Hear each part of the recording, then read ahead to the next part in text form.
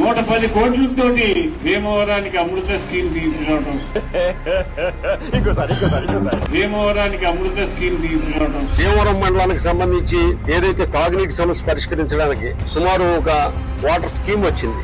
ఆ స్కీమ్ పేరు చెప్పి 40-50 ఎకరాలు చిన్నమైన గ్రామ రైతుల్ని అందరినీ ఒప్పించి ఆ భూమి తీసుకుని మీకు ప్రభుత్వం నుంచి డబ్బులు రావడం లేట్ అవుతాదేమో కాబట్టి ఆ భూములు నా పేరును రాస్తే నేను ఇప్పుడే డబ్బులు ఇస్తాను, ఈ డబ్బులతో వేరే చోట మీరు భూమి కొనుక్కుందరు గానీ మీరు నష్టపోకుండా ఉంటారు అని చెప్పి తన పేరును రాయించుకున్న శాసనసభ్యులు మనం చూసాం. అప్పుడు మన వాటర్ ప్రాజెక్ట్ కోసం 60 ఎకరాలు కావాలంటే 8 లక్షలు కాదు 16 లక్షలు ఇస్తామని చెప్పి సంజీబాబు గారు 12 లక్షలు కొనేసి 60 ఎకరాలు తీసేసుకొని ఈ రోజు అక్కడ ప్రాజెక్టు రాలేదు, భూములు రైతులోంచి వెళ్ళిపోయింది. ఎవరికి మనం ఓటేయాలి, గతంలో సంవత్సరాలు తర్వాత ఈ 5 సంవత్సరాల్లో ఏం చేశాడు అనేది ఒక్కసారి అంచనా వేసుకుని ఏంటంటే ప్రజాప్రతినిధిగా ఈ నియోజకవర్గంలో ప్రజలకి అన్నిటికీ అందరికీ